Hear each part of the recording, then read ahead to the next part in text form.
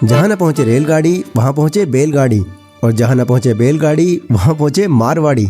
India की एक छोटी सी जगह मारवाड़ से निकलकर आने वाले मारवाड़ीज आज के टाइम में ये इंडिया की मैक्सिमम जगहों पर रूल करते हैं। किसी भी इंडस्ट्री को आप देख लो, उसके टॉप पर आपको मारवाड़ी कम्युनिटी ज़रूर देखने मिलेगी। Raymond, Wipro, Birla, Times group, ST media, Ambuja cements, इन सारी जाइंट कंपनीज के फाउंडर्स भी मारवाड़ी ही हैं।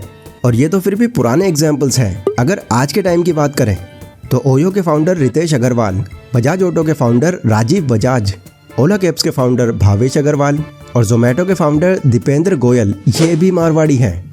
सिंपल बोली बोलने वाले, सिंपल कपड़े पहनने वाले, इन मारवाड़ियों के पास इंडिया की 40 से 45% वेल्थ है। और देखो, ऐसा भी नहीं है कि मारवाड़ी लोग किसी बड़े बैकग्राउंड से आते हैं, बल्कि ये तो गल्ले पे बैठकर सिर्फ अपनी दुकान चलाने वालों में से थे। बड़ी इंडस्ट्री में इन लोगों ने थोड़ी देर से कदम रखा, लेकिन अपने व्यापार के हुनर से इन्होंने खुद को बहुत जल्दी आगे निकाल लिया।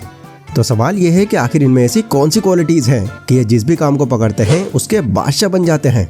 अब सवाल है तो जवाब भी आपको ज़रूर मिलेगा, क्योंकि आज मैं आपको मारवाड़ी के कुछ ऐसे सीक्रेट्स बताऊंगा जो आपके बहुत काम आने वाले हैं। और इन सीक्रेट्स को चाहे आप अपनी पर्सनल लाइफ में अप्लाई करो या बिजनेस में, आपको दोनों में ही बहुत फ़ायदा मिलेगा। So let's begin. Overcoming all the challenges.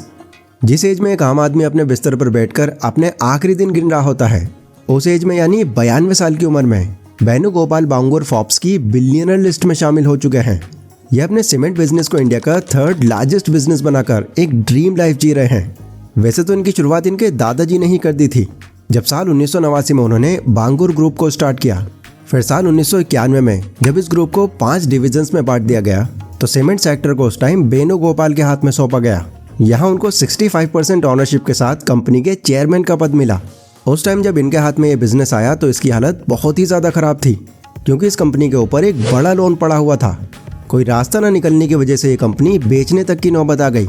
जब उनके सामने कोई भी रास्ता नहीं बचा, तो सबने मिलकर फैसला किया कि कंपनी को 50-50 शेयर में फ्रांस की एक कंपनी को बेच दिया जाए।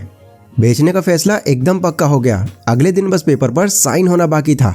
पर आखिर मोमेंट पर गोपाल जी के मन में कुछ सूझा और उन्होंने ये पूरा प्लान कैंसिल कर दिया, क्योंकि बातों बातों में गोपाल जी को कुछ ऐसा पता चल गया था जो पहले माइंड में आया ही नहीं था उनके।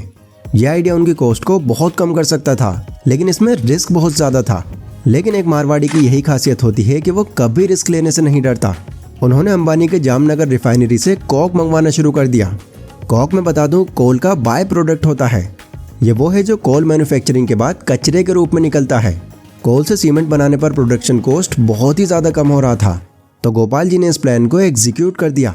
शुरुआत में ऑब्वियसली उनको बहुत ज़्यादा जानकारी नहीं थी इसकी, बट जितनी भी थी वो उसको लेकर लग गए काम पे, जिससे उनको इस काम के दौरान ही सारी जानकारी मिल गई।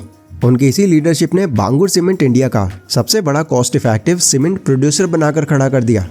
कॉस्ट को कम करके गोपाल जी ने कंपनी का प्रॉफिट 3,543 करोड़ से 14,165 करोड़ तक बढ़ा दिया। तो पहला लेसन हमें इनसे ये सीखने मिलता है कि रिस्क लेने से मत डरो। मुसीबत भी एक अलग तरह का मौका ही होता है।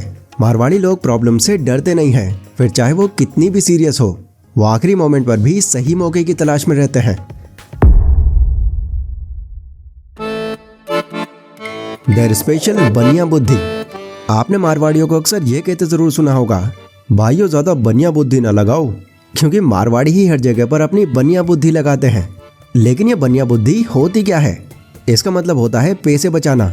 फिर चाहे वो कोई सामान खरीद रहे हों या किसी से सर्विस ले रहे हों, हमेशा उनकी यही कोशिश रहती है कि बस नुकसान ना हो जाए थोड़ा सा भी। इसीलिए तो पैसों के मामले में वो किसी पर भरोसा नहीं करते।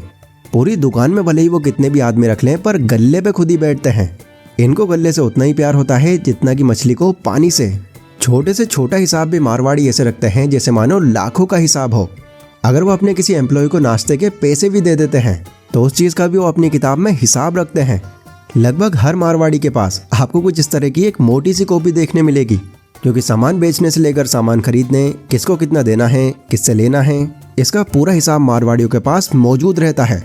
कुछ लोग तो मारवाड़ियों को कंजूस भी बुलाते हैं। वो बोलते हैं कि भाई एक बार को भिखारी तुमको उधार दे देगा, पर मारवाड़ी फ्री में कभी उधार नहीं देगा। और कुछ मारवाड़ियों की माने तो ये बिल्कुल सच है। भले इनके पास कितना भी पैसा हो, अगर इनसे आप फ्री में उधार लेने आ रहे हो तो कभी पैसा नहीं निकलवा सकते आप। बट हाँ, अगर पैसा ब्याज पर लोगे तो जब आपको मर्जी तब मिल जाएगा आपको पैसा। तो अगला लेसन जो हमें इनसे सीखने मिलता है वो है बनिया बुद्धि लगाना और अपना पैसा वहीं इन्वेस्ट करना जहाँ से कुछ फ़ायदा निकलता नज़र आ रहा हो। Income streams. मारवाड़ियों के पास एक चीज़ बहुत कॉमन होती है और वो है उनकी इनकम सोर्स। इनका सबसे बड़ा इनकम सोर्स होता है इनका धंधा। मतलब हर मारवाड़ी की अपनी खुद की एक दुकान ज़रूर होती है, चाहे वो दुकान सोने की हो, मिठाई की हो, कपड़ों की हो या फिर मसालों की हो, लेकिन होती ज़रूर है। ये जितना पैसा ज़रूरत है बस उतना ही अपने घर में रखते हैं, बाकी सारा पैसा इनका वापस धंधे में लग जाता है, क्योंकि उनका ये मानना है भाया हालत चाहे जैसी भी हो धंधो चलते रहना चाहिए। इसके अलावा इनकी एक अलग पहचान रियल एस्टेट में भी होती है। ये पहले तो प्रॉपर्टीज़ खरीदते हैं, फिर उसे रेंट पर चढ़ा देते हैं एंड जब भी उनको कहीं से उस प्रॉपर्टी का अच्छा दाम मिलता है तो तुरंत ही वो उसे बेचकर दूसरी प्रॉपर्टी खरीद लेते हैं। कुछ मारवाड़ीज़ को आपने सोना खरीदते भी बहुत देखा होगा, क्योंकि उनको स्टॉक इन्वेस्टिंग की बहुत डीप जानकारी नहीं होती, बट क्योंकि सोना भी एक ऐसी चीज़ है जिसकी कीमत टाइम के साथ साथ बढ़ती रहती है, तो इसीलिए वो यहाँ भी इन्वेस्ट करने से पीछे नहीं रहते।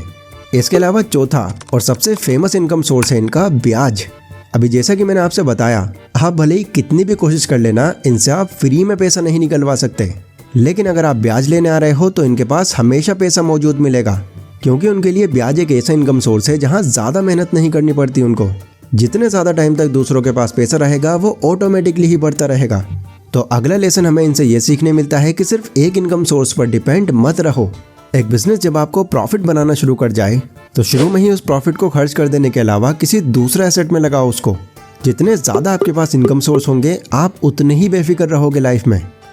अपॉर्चुनिटी सीकर। साल 2005 में फोर्ब्स मैगजीन के अंदर 3 रिचेस्ट लोगों का नाम आया था, जिसमें पहले नंबर पर थे बिल गेट्स, दूसरे नंबर पर थे वॉरेन बफेट और तीसरे नंबर पर थे मेटल किंग कहे जाने वाले Lakshmi Mittal. And guess what, ये भी मारवाड़ी कम्युनिटी से ही आते हैं। उस टाइम बिल गेट्स जहाँ माइक्रोसॉफ्ट में अपने पैसे लगा रहे थे, वहीं लक्ष्मी जी अपने सारे पैसे एक ऐसी इंडस्ट्री में लगा रहे थे जिसे कोई पूछ भी नहीं रहा था उस टाइम, और वो इंडस्ट्री थी स्टील इंडस्ट्री। उन्होंने जब स्टील इंडस्ट्री में अपना पैसा लगाया तो उस टाइम इस बिजनेस के फ्यूचर का अंदाज़ा लगाना भी बहुत मुश्किल था, क्योंकि इसमें बिजनेसमैन के पास कोई राइट ही नहीं था। रॉ मटेरियल के दाम से लेकर प्रोडक्ट की सेल, ये सारा सब कुछ मार्केट ही डिसाइड करती थी। तो ऐसे में प्रॉफिट निकालना तो दूर की बात है, ये बिजनेस सर्वाइव कैसे करेगा, उनके लिए तो उस टाइम यही सबसे बड़ा चैलेंज था। अब अगेन वो ठहरे मारवाड़ी, तो वो इस मार्केट की चेन से ही बाहर हो गए। मतलब उन्होंने अब डोमेस्टिक छोड़कर इंटरनेशनल लेवल पर बिजनेस शुरू कर दिया। एंड क्योंकि इंटरनेशनल लेवल पर उनके पास ना के बराबर कॉम्पिटिटर्स थे, तो उनके पास कंपनी को जल्दी ग्रो करने का एक बढ़िया मौका था। इससे प्राइस, जो डोमेस्टिक में उनकी पहले रास्ते की हड्डी बनी हुई थी, वही उनकी पावर बन गई। तो अगला लेसन हमें इनसे ये सीखने मिलता है कि कभी भी भीड़ का हिस्सा मत बनो। भीड़ का हिस्सा अगर आप बनोगे तो आप ज़्यादा पैसे नहीं कमा पाओगे। एक बिजनेस को कामयाब बनाने के कई रास्ते होते हैं, बस भीड़ में हम इसलिए होते हैं क्योंकि हम बाकियों को फॉलो कर रहे होते हैं। बिजनेस के मामले में मारवाड़ी लोग इसीलिए हमसे आगे होते हैं क्योंकि वो भीड़ से हटकर सोच पाते हैं। Innovative strategy. एक टाइम था जब स्नैक्स मार्केट में कैप्सिको के ब्रांड लेज और कुरकुरे राज करते थे, बट हल्दीराम के आने के बाद इनकी ये मार्केट आधी हो गई। अब आप शायद सोचो कि भाई कोई बड़ा बिजनेसमैन होगा इसके पीछे, लेकिन ऐसा नहीं था। इस लेजेंडरी कंपनी की शुरुआत 11 साल के एक मारवाड़ी बच्चे ने की थी। वो कैसे? चलो टाइम में थोड़ा पीछे जाते हैं। साल था 1919। राजस्थान के बीकानेर में शिव किशन अग्रवाल जी की फैमिली भुजिया बेचा करती थी।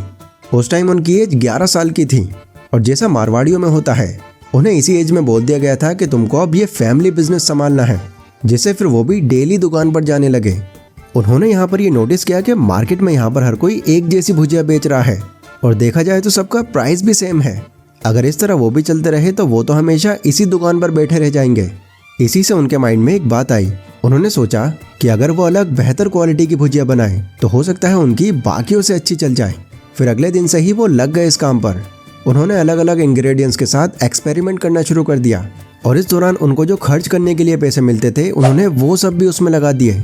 देन इतने सारे एक्सपेरिमेंट्स के बाद उन्होंने एक ऐसी भुजिया बना दी जो ज़्यादा क्रिस्पी, टेस्टी और चटकदार थी। उनकी ये भुजिया इतनी टेस्टी थी कि वो तो अब दुकान पर लाते ही हाथों हाथ बिक जाती। इतनी जल्दी सफलता देखकर उन्होंने तभी ये 3 स्ट्रैटेजीज फॉलो की।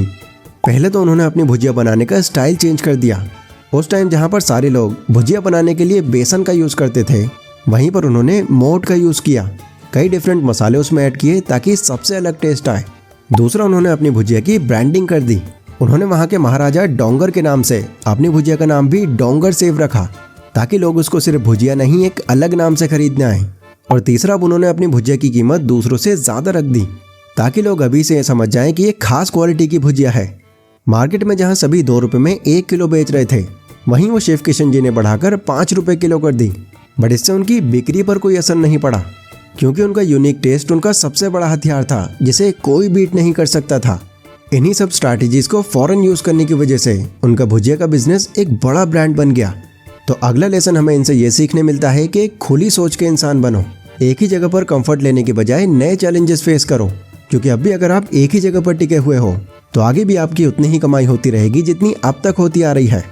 तो दोस्तों, मैं उम्मीद करता हूँ कि आज की इस वीडियो से आपको काफ़ी कुछ जानने मिला होगा और आपका जो एक बिजनेस को देखने का नज़रिया है वो पूरी तरह से चेंज हो गया होगा। इन सारे पॉइंट्स का आप स्क्रीनशॉट ले सकते हो, ताकि इन्हें यूज़ कर पाओ आप सही टाइम पर। ये वीडियो अगर आपको पसंद आई हो तो इसको लाइक ज़रूर करना। वैसे ये तो आपको पता ही है कि बिजनेस करने के मामले में गुजराती लोग भी कम नहीं हैं, लेकिन उनका धंधा करने का तरीका मारवाड़ियों से बहुत ज़्यादा अलग है। तो अगर आपको ये जानना है कि वो लोग अपने बिजनेस को कैसे ग्रो करते हैं, तो ये वीडियो आपके लिए है। मिलते हैं अपनी उसी वीडियो में, तब तक के लिए stay safe, stay healthy, take care.